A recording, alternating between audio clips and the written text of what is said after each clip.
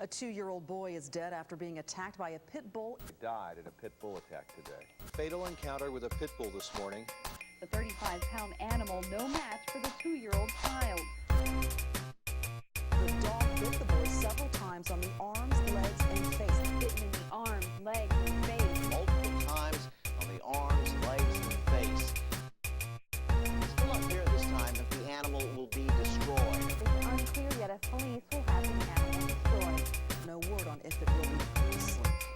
So far, police say they don't know what provoked the dog to attack.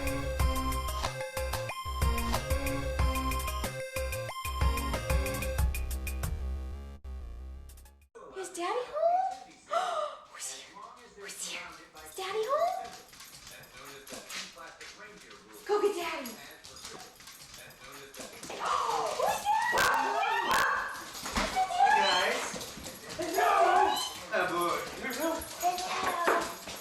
Hey guys, little beast. What?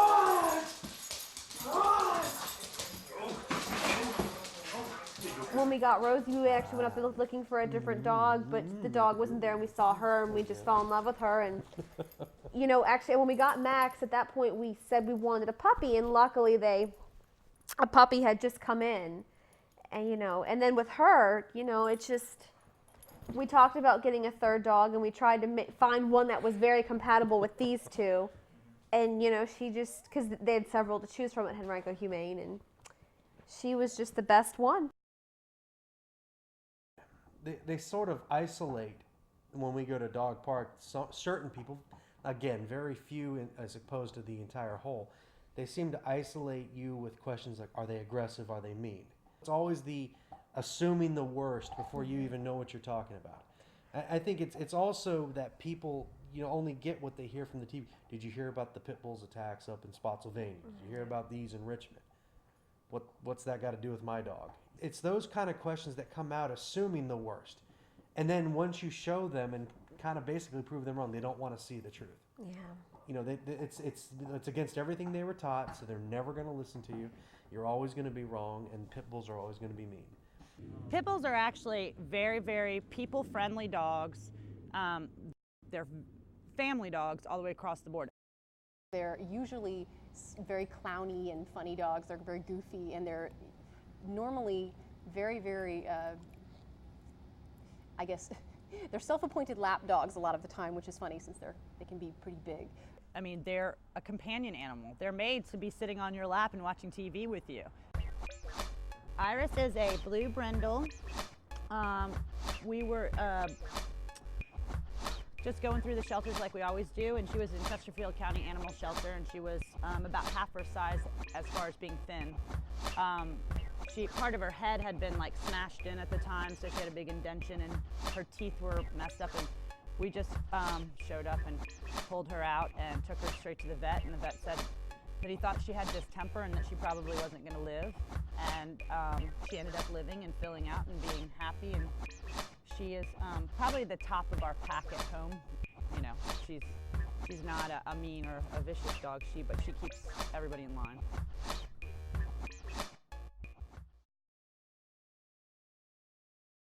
Pit bulls were never ever people aggressive. This is something that's a learned behavior from the people that own them.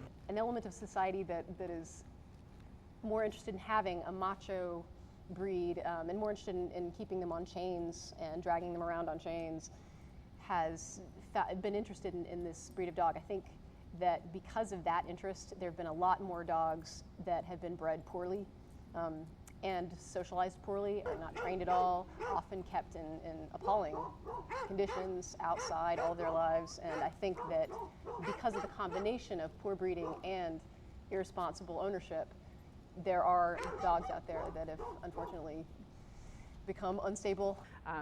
Unfortunately, some of the things that people do with animals, such as chaining them out, can lead to exacerbated, aggressive behavior. That will happen with any breed. If you tie out a Labrador or a Beagle, you can also create problematic behavior, but it seems to be that pit bulls get put in those situations perhaps more than other breeds, and so you see more of it.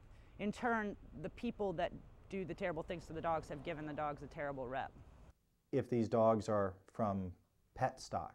You know, they're not raised and trained by a dog fighter. They don't come from a bloodline that's been reinforced to be aggressive to other animals. Then you've got the chance at having a really good pet. You know, they are fiercely loyal dogs. They are, you know, they are dedicated to their family.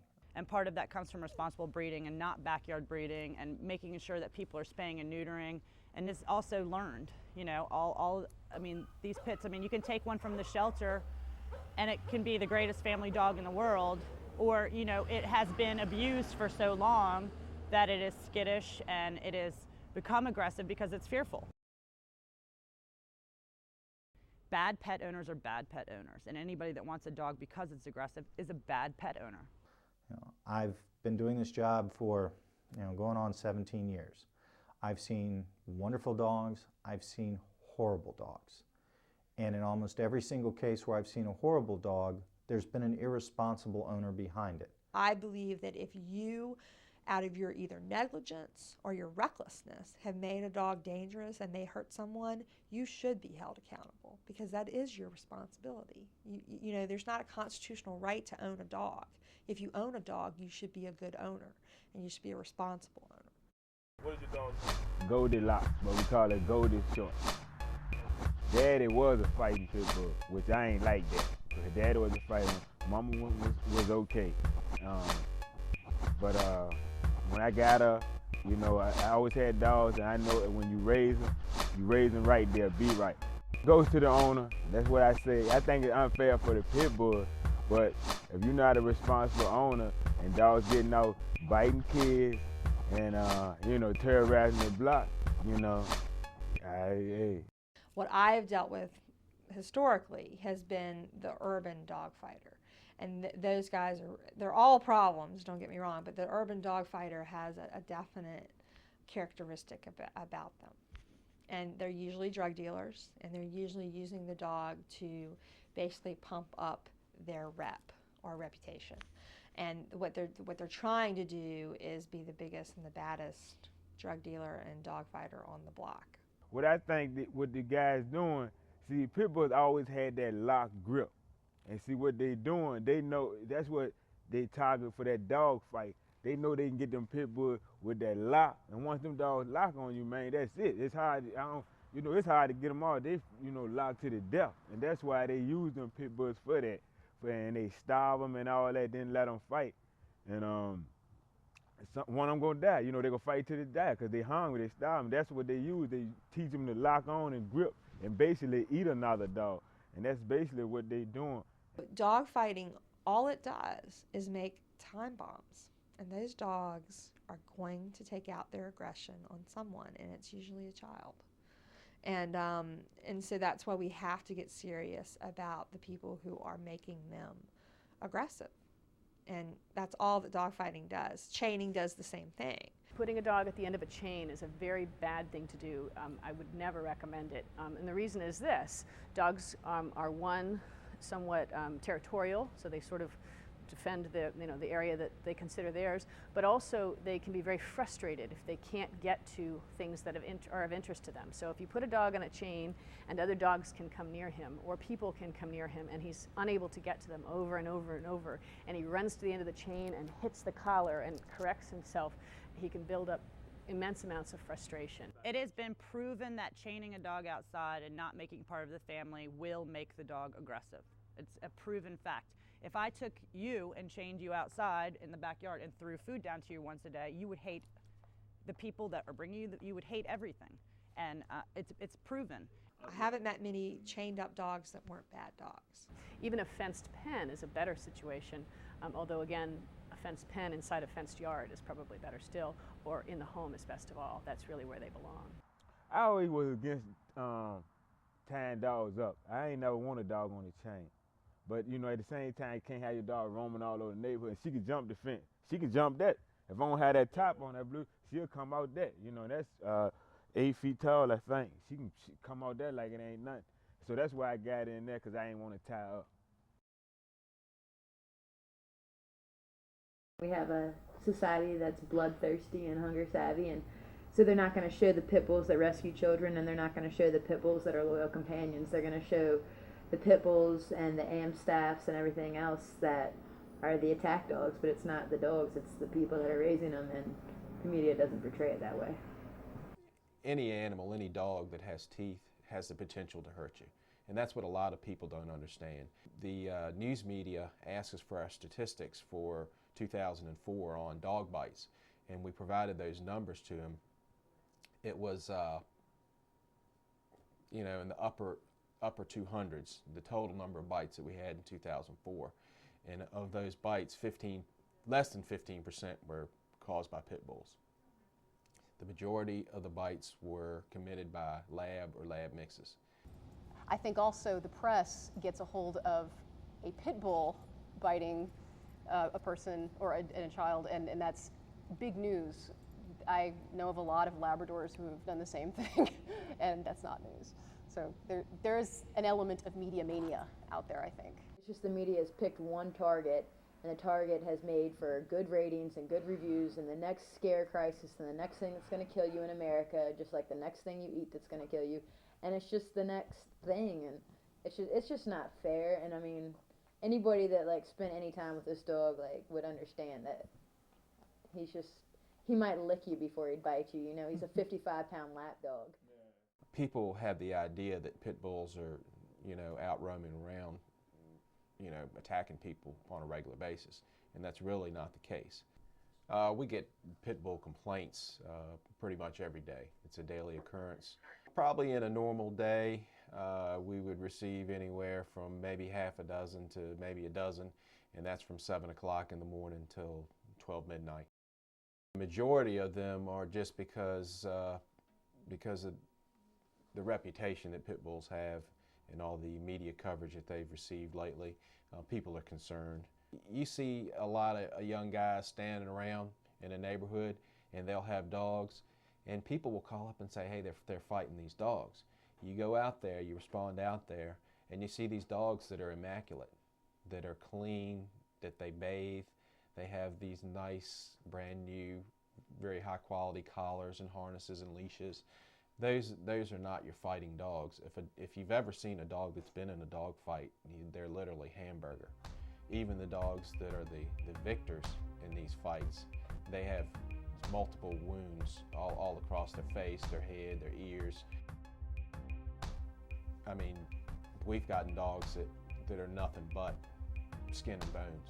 And then just the other week, just this past week, we had a very friendly female pit that had an embedded collar. That's where someone puts a collar on the dog and doesn't, as the dog grows, they don't loosen the collar up. And eventually the animal's neck, the collar grows into the animal's neck. This dog had a collar, it was approximately 2 inches wide, and 2 master locks on that collar that were actually inside of her neck. And we got her, took her to the vet. The vet had to, of course, surgically remove the collar and the padlocks. And we kept her here. She healed up in, I don't know, probably about a week. She was almost completely healed in a week's time. And we placed her with a safe house. She was a very sweet dog. But she was one of these dogs that had been put out on a chain, as we were talking about before, and just left. But we've had pit bulls that have been literally nothing but walking skeletons. And we've had pit bulls that have come back from that, you know, to be healthy and adoptable animals. I'll tell you, it always amazes me the way the press covers it, because you read, the headline is, family dog kills child. When the family pit bull viciously attacked. It's reportedly a family pet, Gene. Then you read on, because I'm waiting to find that there was a chain and it was an outside dog. And because in almost every instance, it's someone who has chained that dog up in the backyard. It's not a family pet. In my opinion, and this is my passion coming out, if you have a dog and all you're going to do is put it on the end of the chain in the backyard, all you're doing is making a weapon. Because all that dog's going to do when it gets off the chain is hurt someone. When we have these things in the press, and the press acts like it's a family dog, it makes me completely crazy. So I usually try to use that opportunity to go on the media, go on TV, or go on the radio and try to educate. Because putting a dog on the end of the chain is basically endangering your family.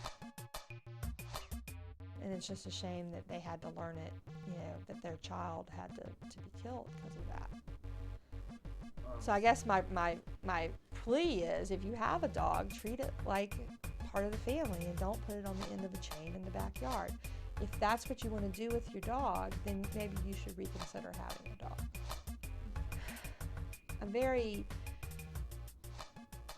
I very much regret that it has to take someone dying for people to get serious, because I've been trying to get people to get serious for the last 3 years.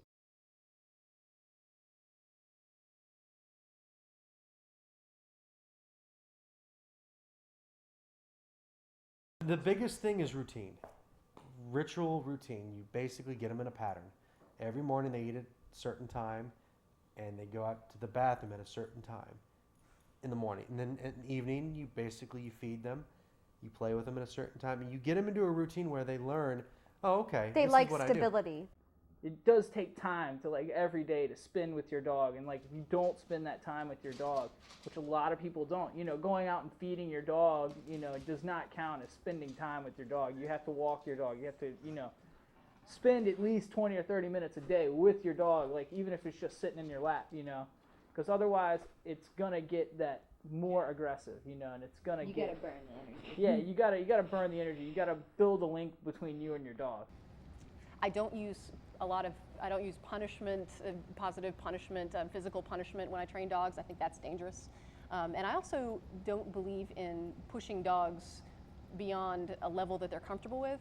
A lot of the time in training, it's important to be careful not to either scare a dog or put a dog in a situation that they're not prepared for.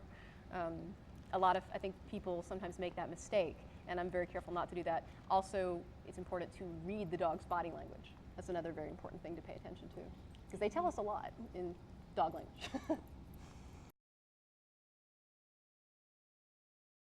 She came actually from Brooklyn. It was actually a breeder who decided to stop breeding and couldn't afford to spay his dog. So I actually helped him. I worked in conjunction with a vet clinic there. So I helped him spay his dog, and he decided to give me her as sort of a thank you present. Because she was the last litter. She was one of the last litters. So that's where she came from.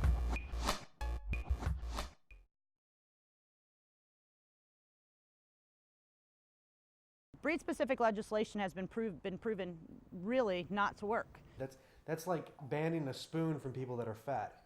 You know, you're never going to cure the problem unless you decide to take an active role in it. Like, again, these dogs aren't born, you know, they're not born aggressive. You know, I don't know of any dog that is born 100% aggressive all the time. It's conditioned. It's personal error. It's the people's fault that raise these dogs or house these dogs. Those are the people you need to get rid of, not the dogs. And the problem with the particular legislation is that it doesn't differentiate between good owners and bad owners when you talk about breed-specific bans. It simply lumps all of the animals together and says all of them are bad. And that's just not accurate. I think that it's very dangerous and unfortunate to generalize about the breed, because they are not all alike. I've met a number of great dogs, and I don't think they're all great either. But generalization across an entire breed of dog like that is, I think, dangerous and sad. Unfortunately, you're going to have a very difficult time enforcing it because there's no scientific test. For example, we can't just take a blood sample and dip a test strip in it and it comes back green for pit bull, red for not pit bull. It's kind of a short-minded approach to the problem when you should be blaming the people that cause these dogs to be aggressive. And outlawing a breed in certain states is not gonna help to make for nicer dogs. Like, outlawing certain owners might be a smarter thing to do, you know, like if you have to have a criminal background check done to own a gun or anything else like that, if an animal can kill, you should have the same. I mean, if anything, if you want to take it that next level, there should be a background check. Trust me on this. You've got, you know, say you have, they ban all the whole breed of pit bulls. People are going to find another dog that's good at fighting. And they're going to fight those dogs. The people who are interested in fighting dogs will probably choose a different strong breed, and then that breed will become a problem as well. This month, we pass a ban on pit bulls and pit bull mixes. Next month, we have the new dog of choice, for example, is Rottweilers, because all the pit bulls have been moved out. Then we ban Rottweilers. Well, next time someone just grabs the CDC statistics and says, we're going to ban the top 10 biting dogs, Labradors, Cocker Spaniels, Poodles, where do you stop? You know, where do you draw that line? It also targets and victimizes the people who are responsible and have pit bulls who are very good with kids and people and other dogs, and those are the dogs who will disappear, and I think that's sad. That makes me upset. How do you go tell a 6-year-old that their pet, which has never bitten a person, has never acted aggressively, in some cases has never been outside the home, that now Sparky, your dog, is going to be taken away and destroyed because some other bad person's bad dog hurt someone? There's also a lot of disinformation about how pit bulls are bad. They're not bad. If you have a dog that you just chain up and you leave him out in the backyard and he never has any other interaction with any other people or any other animals, yeah, that's certainly going to affect his behavior. We see dangerous behavior in lots of animals that are put in that situation regardless of breed. I've seen some very, very sweet pit bulls that have gotten along very well with, you know, small children, other pets, cats, other dogs. I don't think the breed is the problem. I think the humans are the problem. This is the second dog mauling in the city, where authorities haven't been able to identify the dog's owner. Prosecutors say current dog laws make it difficult to charge anyone with a crime. Michelle Welch has experimented with a charge of malicious wounding. He says it's difficult to prove. In serious injury cases, the dogs, Welch says, are almost always declared dangerous and put down. Whatever your ownership rights are, once your dog attacks a human, it's almost a no-brainer that I'm going to be able to prove that it's vicious. And in this case, it was a very vicious attack, and the dog is going to be put down. There is no penalty for the owner except they lose their dog. When the General Assembly meets beginning in January, we'll consider new, stronger, dangerous dog legislation. Welch says while chaining dogs makes it more dangerous, the city is considering a statute to make it illegal to chain a dog for a certain length of time. I'm Rob Richardson, NBC 12 News.